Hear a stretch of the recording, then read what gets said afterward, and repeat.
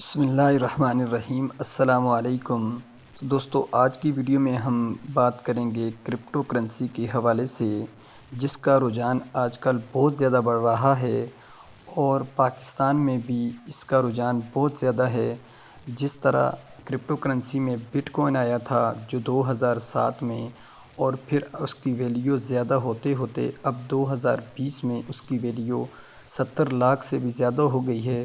تو آیا کیا یہ شرعی لحاظ سے جائز ہے کہ ناجائز ہے، اور اس پر علماء کرام نے کیا اپنے رد عمل دیا ہے اور ان کے فتاوی جات میں انہوں نے کیا لکھا ہے؟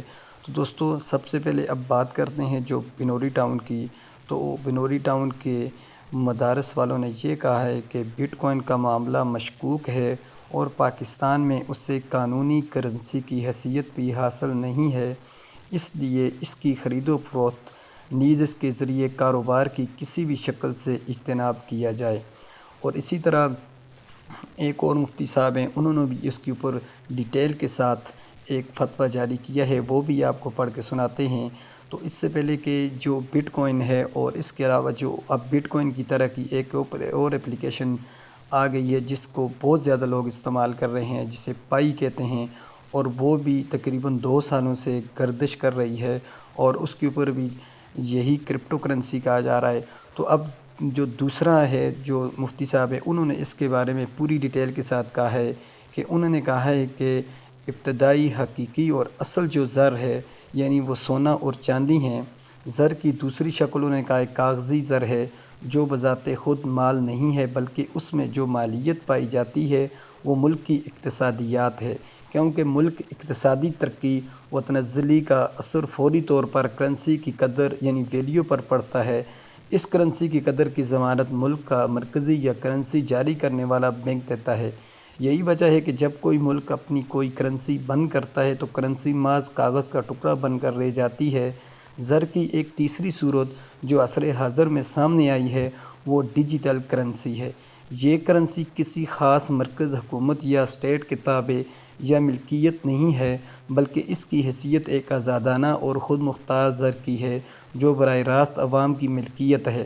یہ سکے یا کاغذی نوٹ کے بجائے کمپیوٹر سرور پر محفوظ ہوتا ہے، جس کا ایک جگہ سے دوسری جگہ منتقل کرنے کا عمل ایک انٹرنیٹ یا کسی ڈیجیٹل ڈیوائس کے ذریعے کیا جا سکتا ہے۔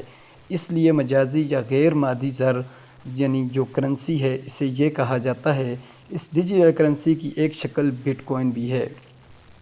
تو دوستوں نے مزید لکھا ہے کہ دیگر ڈیجیٹل کرنسیوں کی طرح بٹ کوائن کا وجود محض انٹرنیٹ تک موجود ہے، خارجی طور پر اس کا کوئی جسمانی وجود نہیں ہے۔ اس کی تخلیق مائننگ اور لین دین ٹرانزیکشن بلاک چین ٹیکنالوجی وغیرہ سے ہوتی ہے۔ اسے تاحال عام کرنسی کی طرح قبول عام اور قانونی حیثیت بھی حاصل نہیں ہے۔ اس کا استعمال بہت سارے خدشات کو جنم دیتا ہے۔ اس کے پیچھے کوئی منظم ادارہ یا حکومت نہیں ہے۔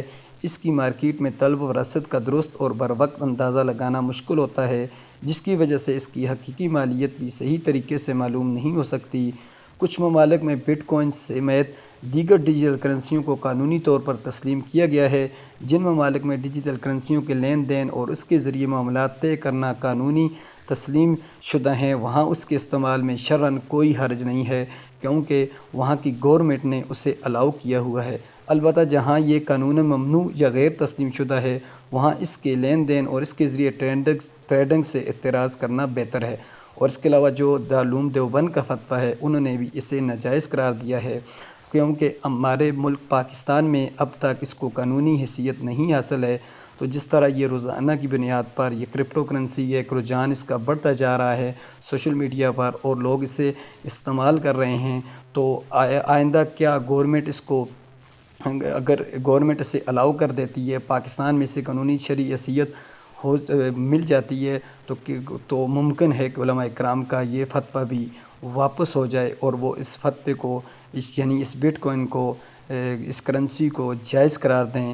تو دوستو، اب تک جو ان کے فتویٰ جات ہیں یعنی اس کی جو لین دین ہے یہ کرپٹو کرنسی کا، تو اب تک انہوں نے علماء کرام نے یہ فتویٰ جات جاری کیے ہیں کہ اس کو قانونی شرعی حیثیت بھی حاصل نہیں ہے، تو اس لیے یہ اب تک ناجائز ہے۔ تو امید کرتا ہوں ویڈیو اچھی لگی ہوگی۔ ویڈیو اچھی لگی چینل کو سبسکرائب کریں، ویڈیو کو لائک کریں۔ شکریہ۔